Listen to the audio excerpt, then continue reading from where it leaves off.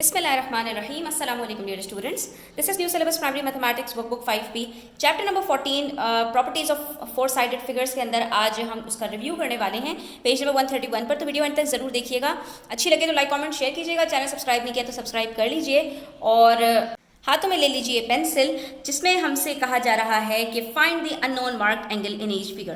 Question को start करने से पहले दो तीन चीज़ों को हम रिकॉल कर लेते हैं। तो बच्चों, आपकी जितनी इंपॉर्टेंट वर्कबुक होती है उतनी ही इंपॉर्टेंट आपकी टेक्स्ट बुक भी होती है, उसको भी ज़रा गौर से देखा करें। चैप्टर को रीड करने से पहले, सॉल्व करने से पहले रीड करना बहुत ज़्यादा इंपॉर्टेंट होता है। तो अब अगर आपको इन चीज़ों पर ग्रिप हो जाए, यानी आपको ये पता हो कि एक पैरेललोग्राम की क्या क्या प्रॉपर्टीज़ होती हैं, तो आपके पास किसी भी किस्म का क्वेश्चन आएगा, आप उसको आसानी से सॉल्व कर सकते हैं। हमें यहाँ पर बताया जा रहा है कि हमेशा इसके जो पैरेलल साइड्स होते हैं, जो ऑपोजिट साइड्स होते हैं, वो पैरेलल होते हैं। ऑपोजिट साइड्स का मतलब जो एक दूसरे के आमने सामने होती हैं, इसकी साइड्स हमेशा पैरेललोग्राम के अंदर वो ऑपोजिट साइड्स होंगी, वो हमेशा पैरेलल होंगी। ठीक है, इस चीज़ को आपने ध्यान में रखना है। दूसरी इंपॉर्टेंट बात कि इसके जो ऑपोजिट साइड्स होंगी उनकी लेंथ भी हमेशा बिल्कुल बराबर होगी। अगर ऊपर वाली की लेंथ 2 सेंटीमीटर है तो नीचे वाली भी 2 ही सेंटीमीटर होगी, 2 से कम या ज़्यादा नहीं हो सकती। और उसके साथ साथ ऑपोजिट एंगल्स भी बिल्कुल बराबर होते हैं। तो अब हम जो क्वेश्चन करेंगे तो इस चीज़ को आपने ध्यान में रखना है कि आपके पास जो ऑपोजिट एंगल्स हैं पैरेललोग्राम में वो भी इक्वल होते हैं। और उसके बाद sum of each pair of angles between two parallel lines is equal to 180 degree. जो दो पैरेलल लाइंस होंगी उनकी बीच में जो पेयर होगा, जो सेट होगा एंगल्स का, वो बिल्कुल इक्वल होगा 180 डिग्रीज के। जैसे कि एक ट्रायंगल के अंदर हमेशा जो तीनों एंगल्स होते हैं उसका सम 180 डिग्री होता है, इसी तरह पैरेलल लाइंस के बीच में जो दो एंगल्स का सेट होता है वो भी 180 डिग्री के बराबर होता है। अब अगर इतनी बातें समझ में आ गई तो बचा क्या? सिंपल है, आपसे यहाँ पे पूछा है कि अननोन एंगल जो आपके पास यहाँ पे मार्क किया गया है ए से, वो आप बता दीजिए कितना होगा। तो हम इसका ऑपोजिट एंगल देखेंगे। ये एक पैरेललोग्राम है, आप देख सकते हैं इसकी जो ऑपोजिट साइड्स हैं वो पैरेलल हैं। ये दो लाइंस और ये दो लाइंस बता रही हैं कि ये दोनों लाइंस पैरेलल हैं। इसी तरह से ये एक लाइन और ये एक लाइन, ये भी आपको बता रही है कि ये इक्वल है, और ये एरोज बता रहे हैं कि ये पैरेलल है। ये जो एरोज होते हैं ये बताते हैं कि लाइन पैरेलल है, और ये जो आपके पास डायगोनल लाइंस होती हैं ये आपको बता रही होती हैं कि ये इनकी लेंथ बराबर है। ठीक है, ऑपोजिट साइड्स की लेंथ बराबर है और ये पैरेलल भी हैं। तो अब इनके जो है, जब ये हमें पता चल गया कि पैरेललोग्राम है, तो इसके जो ऑपोजिट एंगल्स होंगे, यानी अगर ये 64 डिग्री है तो इसके ऑपोजिट कौन सा है? ये एंगल ए है, ये भी 64 डिग्री होगा।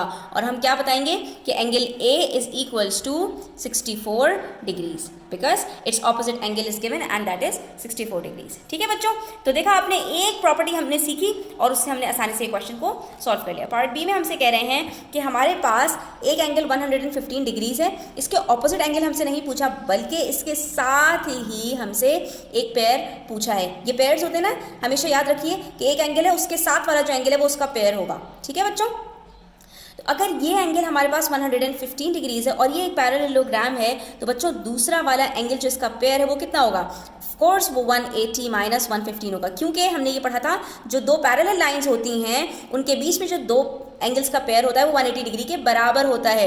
तो ये दोनों एंगल्स भी 180 डिग्री के बराबर होंगे और ये दोनों एंगल्स भी 180 डिग्री के बराबर होंगे। ठीक है, इसीलिए ये दोनों एंगल्स बिल्कुल सेम होंगे, जो ये होगा वही ये होगा।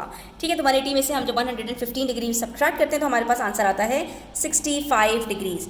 इसका मतलब ये हुआ कि angle B is equals to 65 degrees, तभी 115 और 65 मिलकर 180 डिग्रीज बन जाएंगे। अब आ जाइए पेज नंबर 132 पर। यहाँ पर आप देख सकते हैं कि ये एक पैरेललोग्राम नहीं है, क्योंकि इसके दोनों जो ऑपोजिट साइड्स हैं वो पैरेलल नहीं हैं। हाँ, ट्रेपेजियम के अंदर क्या होता है, क्योंकि ये एक ट्रेपेजियम है तो उसमें उसकी दो प्रॉपर्टीज होती हैं कि उसका सिर्फ एक पेयर ऑफ ऑपोजिट साइड्स जो है वो पैरेलल होता है। तो हमारे पास यहाँ पर आप देख सकते हैं ये दो एरोज आपको बता रहे हैं कि ये वाली और ये वाली लाइन हमारे पास पैरेलल है। तो इससे हमें ये पता चल गया कि ये हमारे पास एक ट्रेपेजियम है, और इसके अंदर जो इसकी दूसरी प्रॉपर्टी है वो ये है कि इसके अंदर जो सम होता है इसके ऑपोजिट जो इसके एंगल्स का जो सम होता है, कौन से एंगल्स का?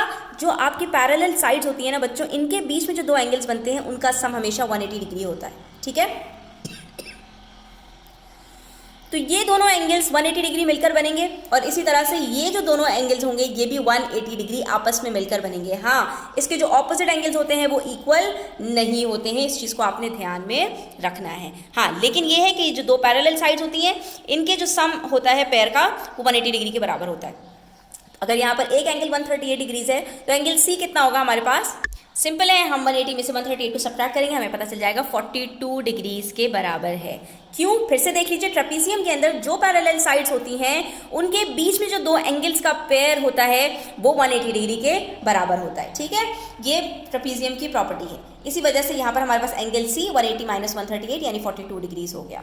नेक्स्ट हमसे कह रहे हैं कि आपके पास एक फिगर दी हुई है, इसके अंदर आपको जो मार्क्ड अननोन एंगल्स हैं वो बताने हैं। तो यहाँ पर हमारे पास मार्क्ड एंगल कौन सा है?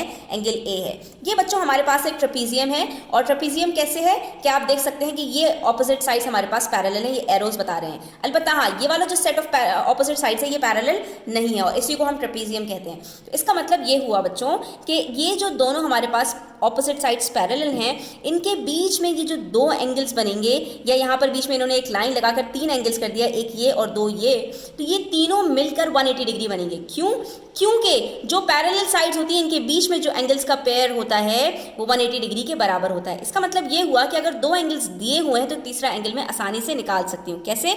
मैं यहाँ पर सिंपली क्या करूँगी, 180 में से मैं 106 को सब्ट्रैक्ट करूँगी और फिर मैं मजीद 50 डिग्रीज को सब्ट्रैक्ट करूँगी, तो मुझे एंगल ए पता चल जाएगा। या फिर आप ये कर लीजिए कि 106 प्लस 50 कर लीजिए, 156 आ गया, और 156 में से 180 को सब्ट्रैक्ट कर लीजिए। ठीक है, तो हमारे पास यहाँ पर हमने जब 156 निकाला तो सिर्फ बच जाता है हमारे पास 24 डिग्री। इसका मतलब ये हुआ एंगल ए हमारे पास 24 डिग्री से। और आप ये देख सकते हैं कि आप 24 और 50 को प्लस करते हैं तो 74 बनता है, और 74 को जब आप 106 के साथ प्लस करेंगे तो 180 डिग्रीज बन जाता है, जो कि दो एंगल्स का सम है दो पैरेलल लाइंस के बीच में, और उसको 180 डिग्री के इक्वल होना चाहिए एक ट्रेपीजियम के अंदर।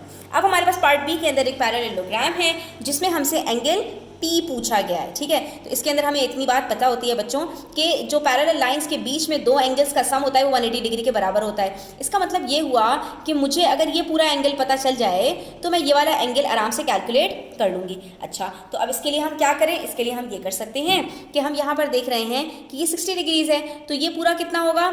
180 में से आप 60 डिग्री और 75 डिग्री के सम को जो है सब्ट्रैक्ट कर दें, तो 60 प्लस 75 हमारे पास कितना होता है? ये हमारे पास हो जाता है, तो ये तो बच्चों मुझे पता चल गया कि 45 डिग्रीज है। कैसे?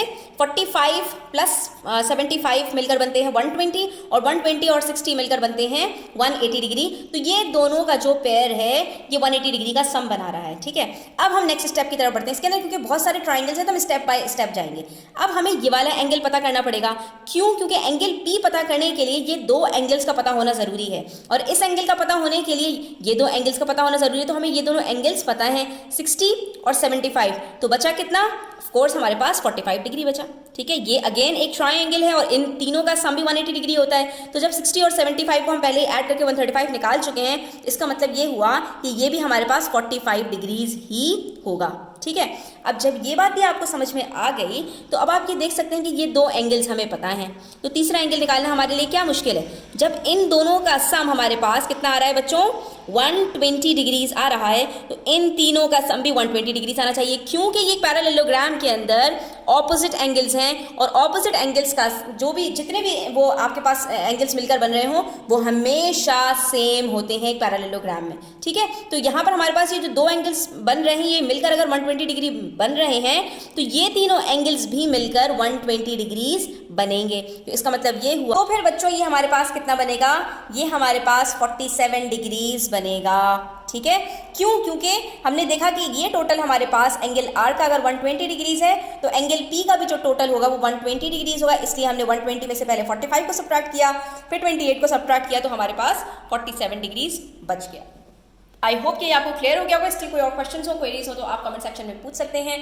Thanks for watching the video till the end. Take care. अल्लाह हाफिज।